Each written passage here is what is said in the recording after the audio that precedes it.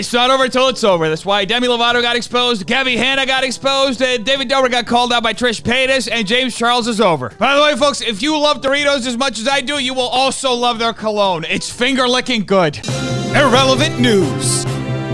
Demi Lovato and her favorite FROYO shop, The Big Chill, are still working out their problems. To those of you asking, we have not received any donations from Demi's team, nor do we want one. We have not made any changes to our menu. We have not heard anything from Demi since her sorry, not sorry apology on Monday. We have not heard from her team. These are photoshopped images. Thanks again for all your support. Heart. Ah, too bad, folks. And here I was thinking that Demi was in the clear to go back to buying FROYO. But it sounds like she's still going through it because she's literally lost about 130,000 followers on Instagram since this whole thing started. Which is disgusting, if you ask me. All these pro-FROYO folks keep attacking Demi. They should leave her alone. And in other news, Bryce Hall opens up about realizing that Addison Rae is dating Jack Harlow. Everything that I kind of put out there was acted out of anger. I was being stupid and immature, and I felt like such a idiot after I did it. Did what exactly? Like the tweets? Just the tweets. Hey, shout out to Bryce Hall, folks, for speaking so vaguely that not even his friend who knows all of his business and is sitting in the same car as him asking these questions knows what the hell he's talking about. I shouldn't have done that, and it's all my fault, really.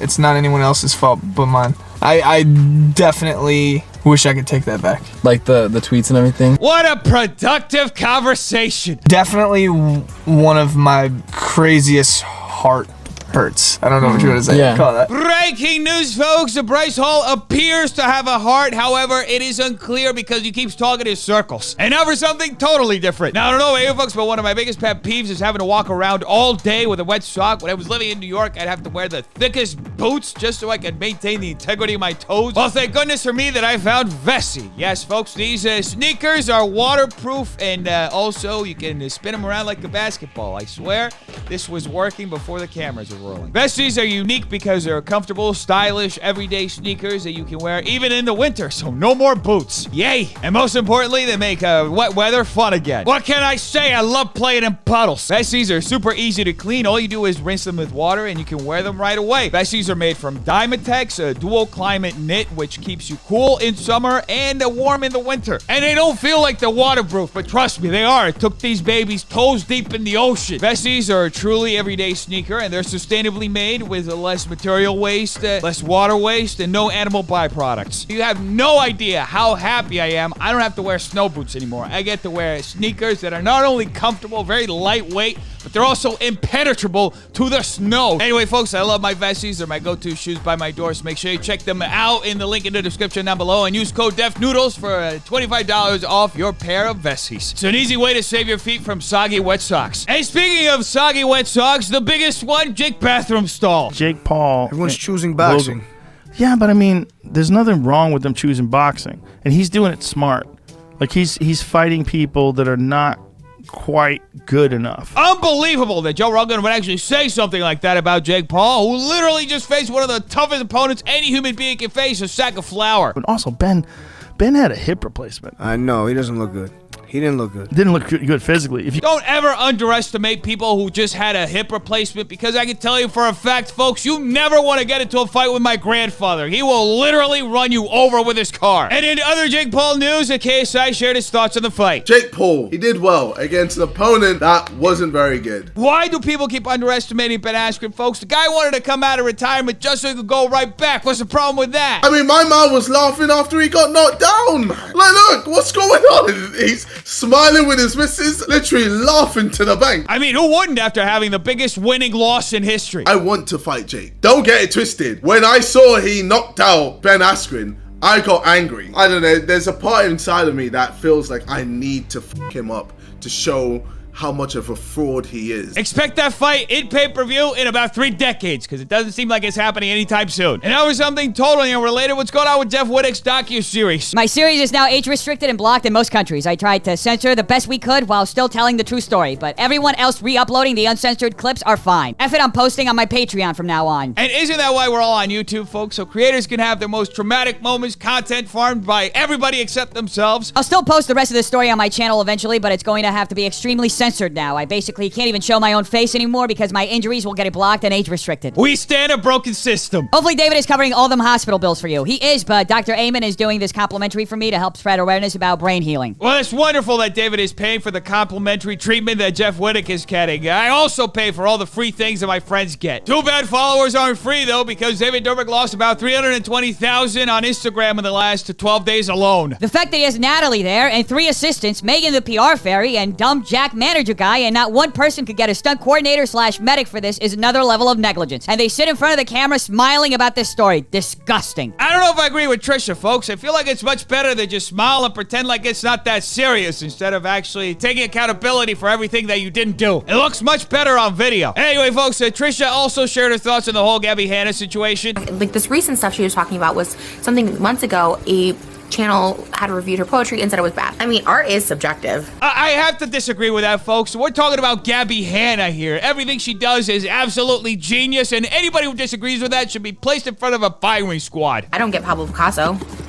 Who would buy a Pablo Picasso? Why wouldn't somebody buy a Pablo Picasso? His paintings are literally the realest thing you will ever see in your entire life. There's a lot she should defend herself for. I think a lot of people were really curious to hear what she had to say about the whole, you know, the way the David and his friend group treated Gabbie, because I think unanimously the whole internet was like, wow, that was brutal. Folks, Gabbie Hanna does not have to talk about any of the awful things that the Vlog Squad did to her, because those are real things that people would actually care about. In that case, she's the victim, and I say that sincerely.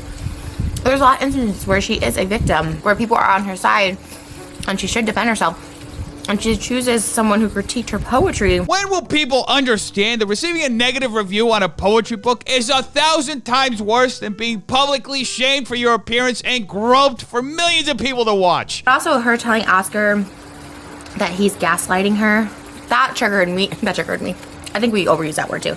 Because she said that to me on the podcast, that I was gaslighting her because I didn't want to keep arguing. That is mistake number 1 of every productive conversation, not arguing. If people don't want to argue, then why do they engage in conversations with people? Because everybody knows it's not really worth having a conversation unless everything devolves into a screaming match. She has been the victim of actual from people taunting her on camera about her weight and nose. Like, we're talking high profile, like David and Zayn and all those people, like, touching her inappropriately. Unfortunately, none of that is as important as a random stranger not liking your poetry book. And in other Gabbie Hanna news, comedian Michael Ian Black shares some thoughts on Gabbie Hanna. She stole this line from Todd Barry. I licensed it to her. How dare these two misogynistic comedians point out the fact that Gabbie Hanna used one of their jokes without appropriately crediting them. They better get ready, because there's a tweet storm coming their way. And in other Gabbie Hanna news, somebody asked LAPD what they thought about her driving around Los Angeles screaming into her phone. LAPD, hi, I have a question about impaired and distracted driving. If someone filmed themselves driving after having smoked MJ and were clearly not paying attention to the road by filming themselves and ranting, is that considered distracted driving? Distracted, dangerous, illegal. There is something fundamentally wrong with our society, folks. And Gabbie Hanna cannot drive around Los Angeles, one of the largest cities in the United States, with one of the worst traffic situations in the world, without the LAPD harassing her. And in more absolutely unbelievable news, will EDP 445 actually end up going to jail for allegedly having inappropriate contact with a kid? Bakersfield police say while vigilante operations like this are not illegal, it's a dangerous position to put yourself in and could impede law enforcement down the road. What we see is we get reportings after these events have occurred, and it's never from the people that are directly involved. So you're telling me that EDP 445 was literally caught trying to meet up with a 13-year-old girl, might end up walking away because a bunch of YouTubers decided to make a monetized video instead of actually having law enforcement take care of it? Sounds like justice to me. Yeah, AB says there's no reports about his arrest. I don't think he's gonna get arrested. I really don't. It's like, you give this to the police, they're like, what is this? Who is this person? They don't. They're a bunch of old-ass boomers. I swear to God, I'm not saying all police, but, you know, a lot of them are... They're not going to arrest him, mark my words. Well, regardless if the police arrest EDP or not, those YouTubers made a banger of a video that started a conversation. And isn't that what this is all about? Ad says pay beat. If there was any justice in the world, James Shaw would already be in a jail cell. Well, it's funny that Ethan brings that up, folks, because I have some exclusive footage that I'm going to share with all of you right now for the first time in human history. Yeah, because they're all so pretty. Oh my God! James Charles, Who could have known it could be such an easy pivot for James Charles to go from makeup guru to Law and Order villain? And who could have known it could be so easy for Doja Cat to unfollow James Charles on Twitter? But who could have really known that Chris Hansen was apparently trying to see if he could make James Charles take a seat? Hey, Tana, shoot me a DM. Hi, Marlena. Hope you are well. Please DM me when convenient. Thanks. Well, good thing that James Charles has a big house with a lot of seating, allegedly. Now, palate cleanser. Anyway, defenders, make sure you like and subscribe for more videos like this. If you like, will be another chair that James Charles puts into his house. Tell me in the comments down below what do you think. I want to know. Check out these videos right here. They're good too. Make sure to wash your hands, taking the vaccine, and stay away from stupid people. Have an amazing day, defenders. I love all of you. Peace.